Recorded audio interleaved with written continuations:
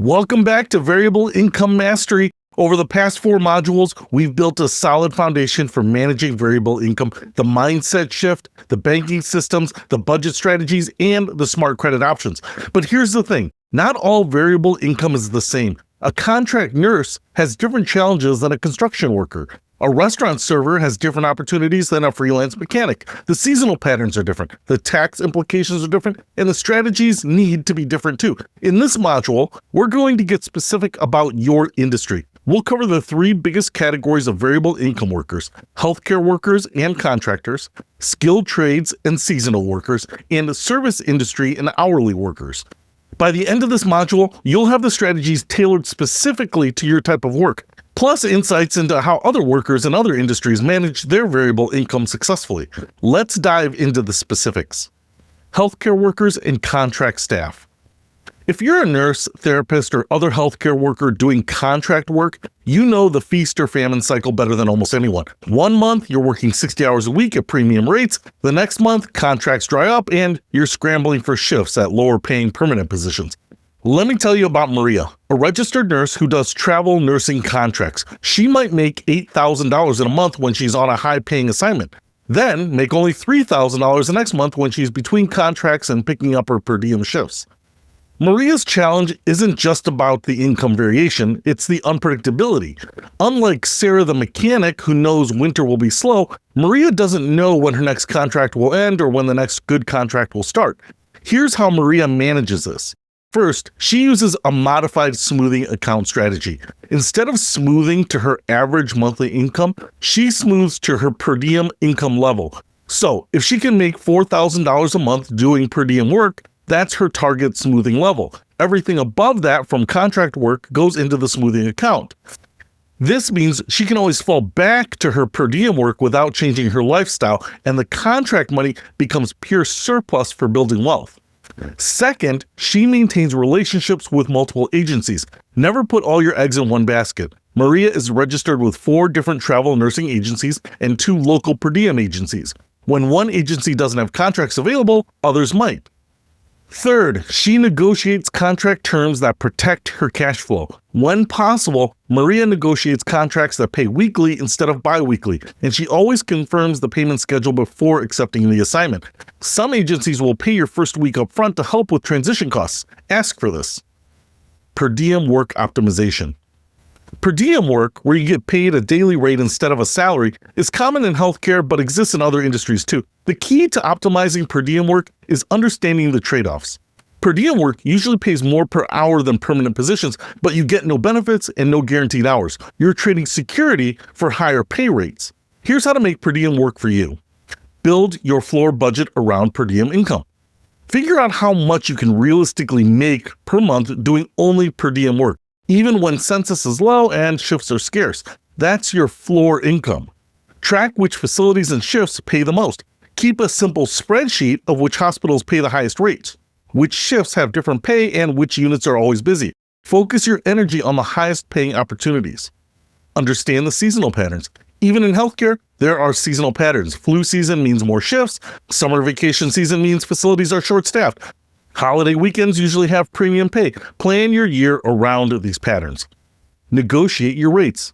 Unlike permanent employees, per diem workers often have some room to negotiate their hourly rate, especially if you're skilled or if the facility is desperate for coverage. Don't be afraid to ask for more money, especially for weekend or holiday shifts. Professional development during slow periods. One advantage of variable income work is that sometimes you have slow periods where you're not working full-time. Instead of seeing these as lost income, see them as opportunities for professional development. Use slow periods to get additional certifications. More certifications usually mean higher pay rates and access to more specialized contracts. The cost of certification courses is tax deductible and often pays for itself within a few months. Attend conferences and networking events. The best contracts often come through word of mouth, not agency postings. Build relationships with other healthcare workers who can tip you off about good opportunities. Learn new skills that increase your value. Maybe learn how to use a new type of equipment or get trained on a specialty you haven't worked in before. The more versatile you are, the more work opportunities you'll have.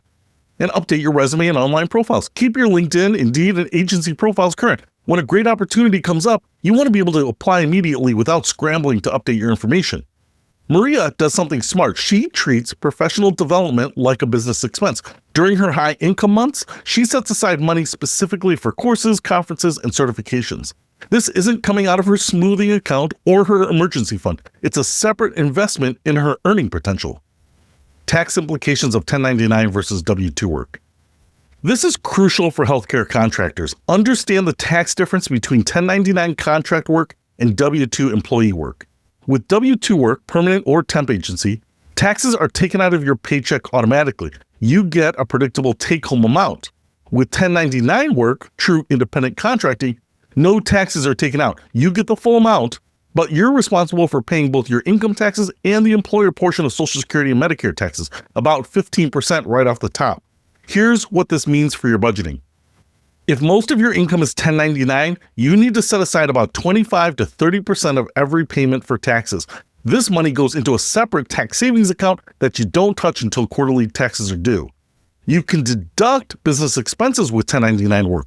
Travel costs, uniforms, continuing education, professional memberships, these are all tax deductible if you're a true independent contractor. You need to make quarterly estimated tax payments. Don't wait until April to pay your taxes. If you owe more than $1,000 when you file, the IRS will penalize you for not making quarterly payments. Maria learned this the hard way. Her first year of travel nursing, she got a $40,000 1099 at the end of the year and owed $12,000 in taxes, but hadn't saved any money for it. She had to use credit cards to pay her tax bill and spent the next year paying it off. Now, she automatically moves 30% of every 1099 payment into a separate tax account. She'd rather save too much and get a refund than owe money she doesn't have. Skilled trades and seasonal workers. If you work in skilled trades, you probably have the most predictable type of variable income. Construction slows down in winter, landscaping stops when it snows, HVAC is busy during temperature extremes, but slow during mild weather. The advantage of predictable seasonal patterns is that you can plan for them. The disadvantage is that everyone in your industry has the same slow season, so there's not much work available when you need it. Let me tell you about Carlos, who does residential construction. His busy season runs from April through October. During those 7 months, he needs to earn enough money to carry him through 5 months of slow or no work. Carlos's annual income is about $70,000, but it's concentrated into 7 months. That means during busy seasons, he's averaging $10,000 per month. But during the slow seasons, he might make $2,000 per month from small indoor projects. Here's Carlos's strategy. He lives on his slow season income year-round. Even when he's making $10,000 in July, Carlos only spends $3,000 on living expenses. The other $7,000 goes into his smoothing account and winter survival fund. He prepays as many annual expenses as possible during his busy season. Car insurance, property taxes, home maintenance, anything that can be paid annually gets paid during his high income months. He uses the slow season for business development. Winter is when Carlos lines up work for the following spring. He gets permits, orders materials, and builds relationships with new customers. This unpaid work during the slow season leads to higher paid work during the busy season. Winter income strategies for outdoor workers. If your work stops or slows down dramatically during winter, you need a winter income strategy. You can't just sit at home for 4 months and hope your savings will last. Here are the most effective winter income strategies. Indoor work in your same trade. Electricians can do indoor residential work. Plumbers are actually busier in winter because pipes freeze. Carpenters can do finish work, cabinets, and remodeling projects. Temporary work in other industries. Retail needs seasonal help during the holidays. Tax preparation companies need seasonal workers from January through April. Delivery services are busy year-round. Side businesses that complement your main work. Carlos started a small snow removal business using his construction equipment. It doesn't make as much as construction work, but it brings in some income during his slowest months. Seasonal work that matches your off-season. Some ski resorts hire construction workers for winter maintenance projects. Some warm weather destinations need temporary workers when northern workers migrate south. The key is to line this up during your busy season, not wait until winter and then start looking for work. Equipment and tool budgeting with variable income. Skilled trades workers have a challenge that other variable income workers don't. You need expensive tools and equipment to do your job, but your income varies dramatically. A new set of professional tools might cost $5,000. A work truck might cost $30,000. This is hard to budget for when your monthly income swings from $2,000 to $10,000. Here's how to handle large equipment purchases. Buy during your high income season, not when you need the tool. If you know that you need a new saw next year, buy it in August when cash flow is good. not in February when you actually need it and money is tight. Consider financing during low-income periods if you can pay it off during high-income periods. Sometimes it makes sense to finance a tool purchase during slow season and then pay it off quickly in the busy season. Just make sure you have a realistic plan for paying it off. Buy quality used equipment when possible. A 3-year-old professional tool is often just as good as a new one, but only costs half as much. During slow seasons, other tradespeople are selling equipment they can't afford to keep. Factor tool replacement into your annual budget. Don't treat tool purchases as emergencies. Plan for them. If you spend $2,000 per year on tools and equipment, set aside $167 per month during the busy season for next year's tool purchases. Carlos has a separate business expense savings account that he funds during the busy season. This covers tools, truck maintenance, insurance, and other business costs. By treating these as planned expenses rather than emergencies, he avoids having to use credit cards or dip into his personal emergency fund. Union benefits and off-season support. If you're in a union, you may have access to benefits and programs that help with seasonal income variation. Many workers don't take full advantage of these programs. Unemployment benefits. In many states, seasonal workers can collect unemployment during their predictable off-season. You've paid into the system, use it when you're eligible. Union training programs. Many unions offer free or low-cost training during slow seasons. This is a great time to learn new skills that will make you more valuable when the busy season starts. Union credit unions. Labor unions often have credit unions that understand seasonal income patterns and offer favorable lending terms to members. Health insurance continuation. Some union plans allow you to continue health coverage during temporary layoffs. This can be much cheaper than COBRA or individual insurance. Supplemental unemployment benefits. Some union contracts include sub-plans that supplement state unemployment benefits, giving you higher income during layoffs. The key is to understand these benefits before you need them. During your busy season, take time to read your union contract and understand what support is available during slow periods. Service industry and hourly workers. Service industry workers face some of the most unpredictable variable income. Your income depends on factors completely outside your control. How busy is the restaurant? What shifts you get scheduled? How generous are customers feeling? Whether there are special events or slow periods. Let me tell you about Jessica, who works as a server at a mid-level restaurant. Her income can range from $200 in a slow week to $800 during busy periods.